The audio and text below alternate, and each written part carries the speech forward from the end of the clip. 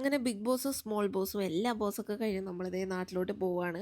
ഞങ്ങക്ക് 2 പേർക്കും 3 പേരെന്ന് പറയാൻ പോയതാണ്. മൂന്നാമത്തെ ആള് നമ്മുടെ മുൻഷി ചേട്ടനാണ്. മുൻഷി ചേട്ടനും ഞങ്ങൾക്കും സെയിം ഫ്ലൈറ്റ് ആയിരുന്നു ട്ടോ. അപ്പോൾ ഞങ്ങൾക്ക് കമ്പനി ഉണ്ടായിരുന്നു. ഞങ്ങൾ വിചാരിച്ചു വേറെ ആരും ഉണ്ടാവില്ലാന്ന്. അക്ബർക്കുണ്ടെന്ന് പറഞ്ഞിരുന്നു. പക്ഷേ അക്ബർക്കൊക്കെ വേറെ ഹോട്ടലിലായിരുന്നു. അവിടെ എത്തിയപ്പോൾ എയർപോർട്ടിൽ എത്തിയപ്പോഴാണ് നമ്മൾ ആ മനുഷ്യനെയൊക്കെ കാണുന്നത്. പിന്നെ ഞങ്ങൾ 4 പേരായിരുന്നു ട്ടോ അവിടെ അറിയുന്നത് മീൻസ് ഞങ്ങൾക്ക് പരസ്പരം ഉള്ളിൽ വെച്ചിട്ടുള്ള അറിവേ.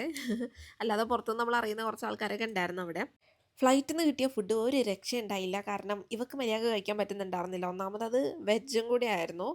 ചീസും വെജും കാര്യങ്ങളൊക്കെ വെച്ചിട്ട്. പക്ഷേ എനിക്കെന്തോ ബിഗ് ബോസ് ഹൗസിന്ന് ഇറങ്ങിയതിന് ശേഷം വെജ് കഴിക്കാനായിട്ട് ഒന്നും കൂടെ പറ്റുന്നുണ്ട് ട്ടോ. അതുകൊണ്ട് എനിക്കത് നല്ല ഇഷ്ടമായി. എനിക്ക് കുഴപ്പമൊന്നും തോന്നിയില്ല. ഞാൻ കൂടുതലും ഇപ്പോൾ വെജാണ് ഇപ്പോഴും കഴിക്കല്.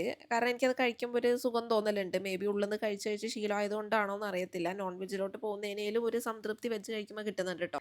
പിന്നെ നമ്മുടെ മഞ്ജു കൊച്ച് നമ്മുടെ കയ്യിലുണ്ടായിരുന്നു. ചിഞ്ചുവിനെ നമ്മൾ പെട്ടിയിൽ ഇട്ടാട്ട് കൊണ്ടുവരാനുള്ളൊരു തത്രപ്പാടിലായിരുന്നു. അപ്പോൾ ചെന്നൈയിന്ന് ചിഞ്ചു ഒറ്റക്ക് പെട്ടിയിൽ കയറി നമ്മുടെ ലഗേജിൻ്റെ കൂടെ വരുമെന്നായിരുന്നു പ്ലാനിങ്.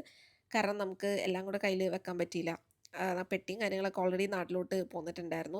പിന്നെ ഇത് നമ്മുടെ ഫാൻസാണ് ട്ടോ. നമ്മൾ കൊച്ചിയിൽ ഇറങ്ങിയപ്പോൾ ഫാൻസും മീഡിയ അങ്ങനെ എല്ലാവരും ഉണ്ടായിരുന്നു. ഞങ്ങൾ തീരെ പ്രതീക്ഷിക്കാത്തൊരു വരവേൽപ്പാണ് ഞങ്ങൾക്ക് കിട്ടിയത്. അതിപ്പോഴും നമുക്കങ്ങട് ഫുള്ളി വിശ്വസിക്കാനൊന്നും പറ്റിയിട്ടില്ല. But still we are really grateful. പിന്നെ ആരിഫ്ക്കയൊക്കെ ഉണ്ടായിരുന്നു.